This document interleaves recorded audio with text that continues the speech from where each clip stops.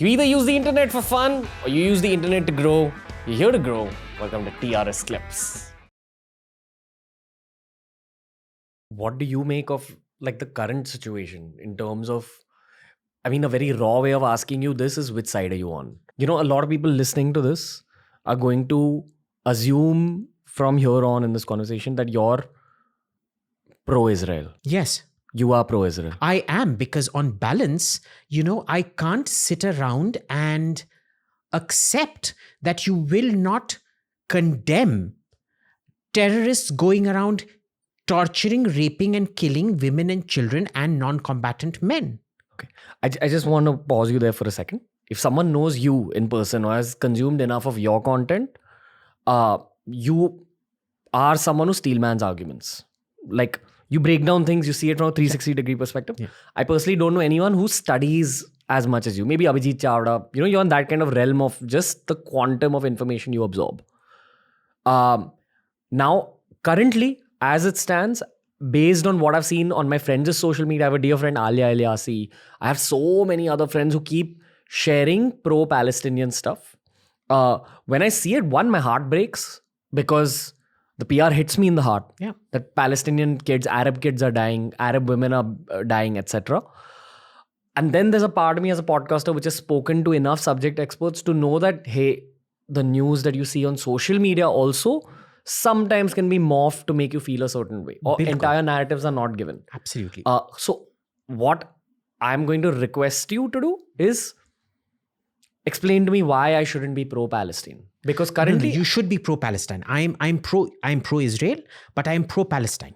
I want to see a two-state solution with a Palestine that lives in peace with itself and peace with the outside world.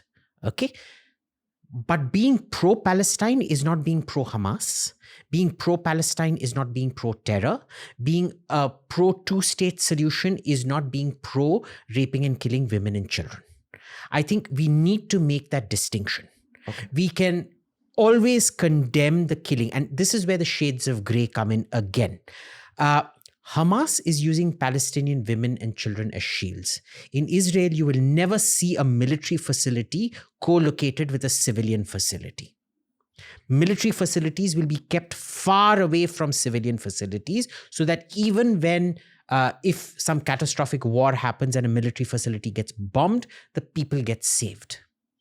In Gaza, the military facilities are deliberately kept under civilian facilities, under schools, under hospitals, under colleges, in civilian buildings, civilian residential high-rises.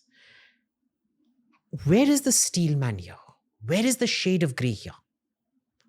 See, if I come and stab you, where is the shade of grey in I empathize with Ranveer for getting stabbed, but I empathize with Abhijit for being... Abhijit is also a victim because he was a victim of circumstances who stabbed Ranveer. It doesn't work that way, right? I think we need to separate terrorism, Hamas, and this cult of brutality and essentially what is a death cult from the average Palestinian. Now, I've actually spent 10 days in Gaza. And when? This was in 2014, 15, sometime around that time.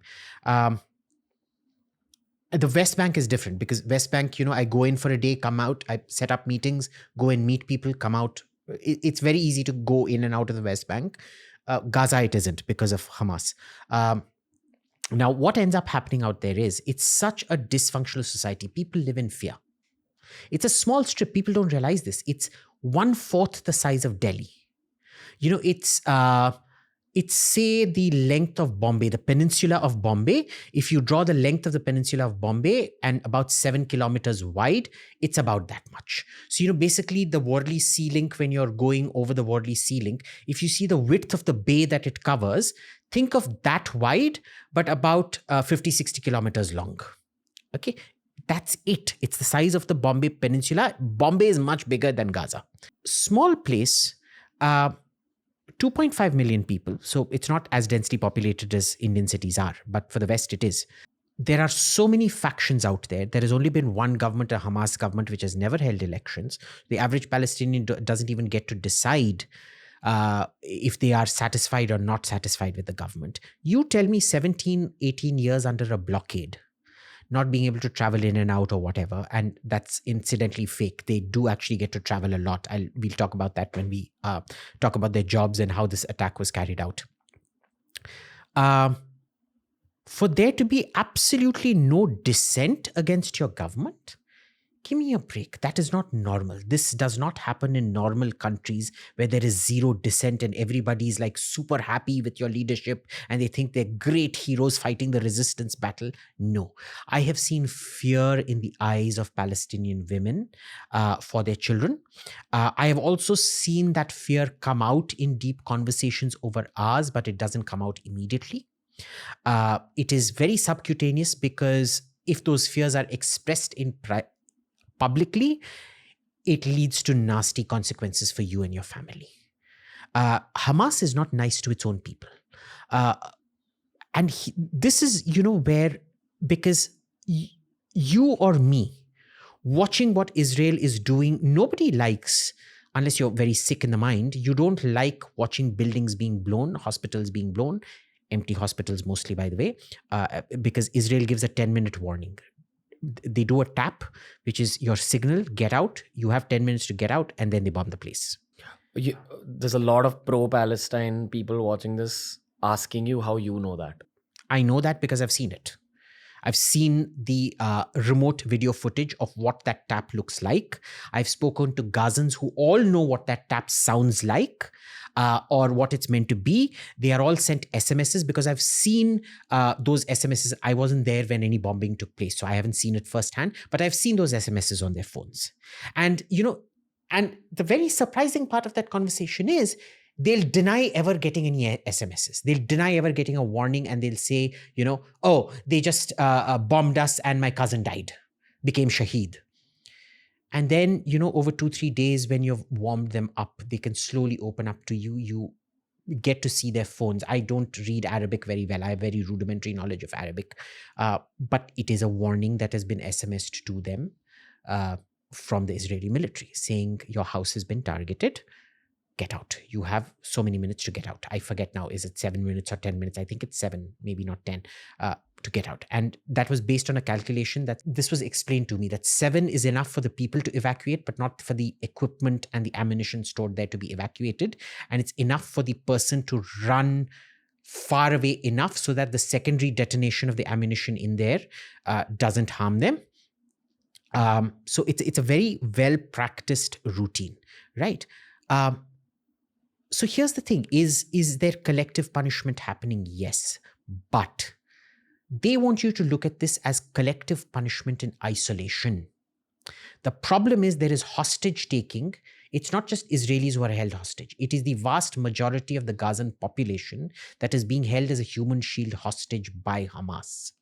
Supporting Hamas is Islamophobia.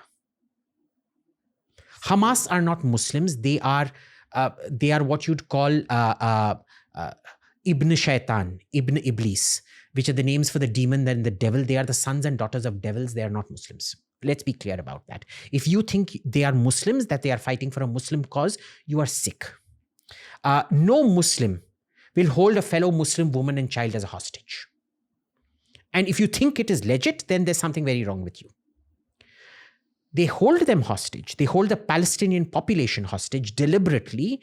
Now, assume you are the one holding somebody hostage. Say your cousin. You're holding him hostage because I want to kill you, but I have no fight with your cousin, right? What do?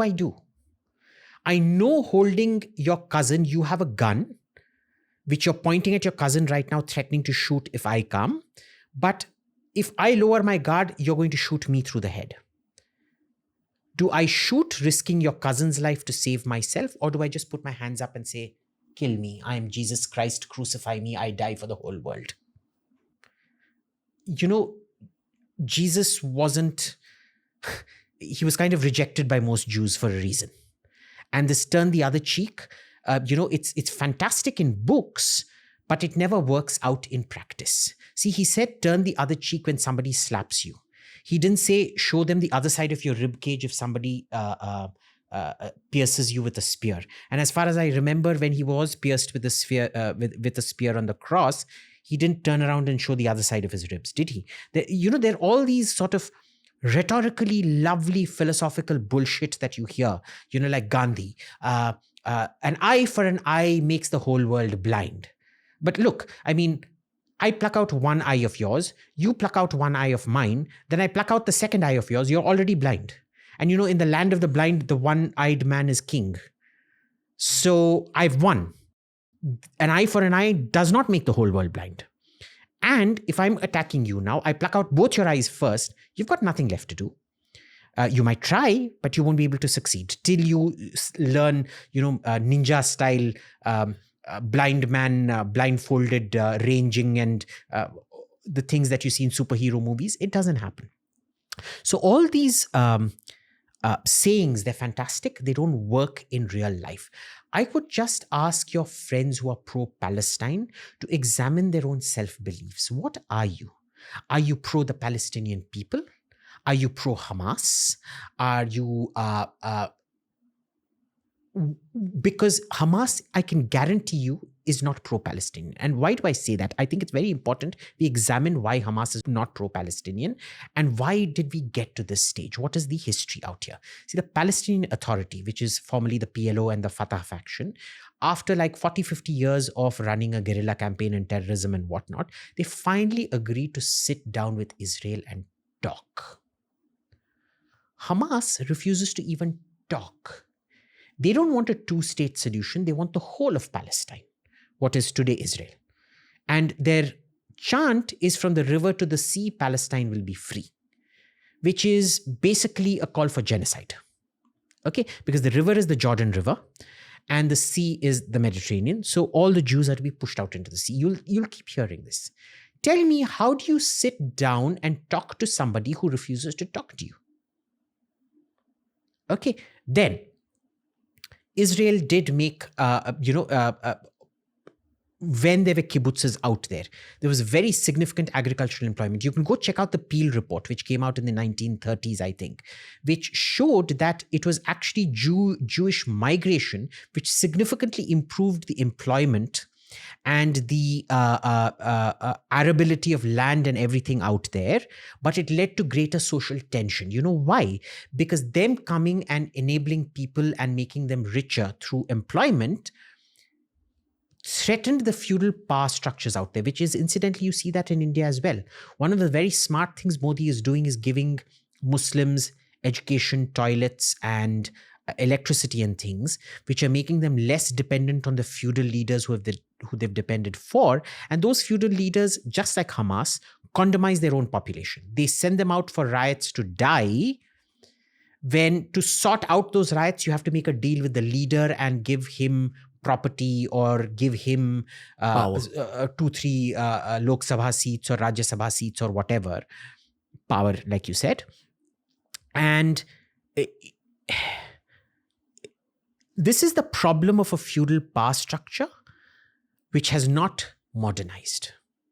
And what you see, I think an international audience won't be able to relate to this because, an international audience is fed with Indian propaganda, because you asked me about Israeli propaganda, Indian propaganda that with this shining new IT power, which is leapfrogged. People don't want to look at the nasty rural India, pre-industrial India, which hasn't changed since the 7th or 8th centuries. It's 7th century or 13th century India still exists if you go far enough outside of Bombay, outside of Delhi and places like that.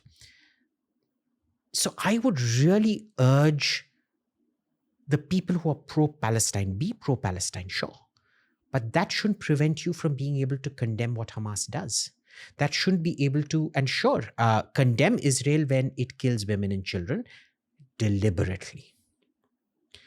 Do not take it out of context. When somebody is holding their own people hostage, if the Israelis shoot, what you tell me, Ranveer, tell me how many of these friends of yours sharing all these Instagram stories will not at least attempt to free the other person if held hostage, which they're going to die.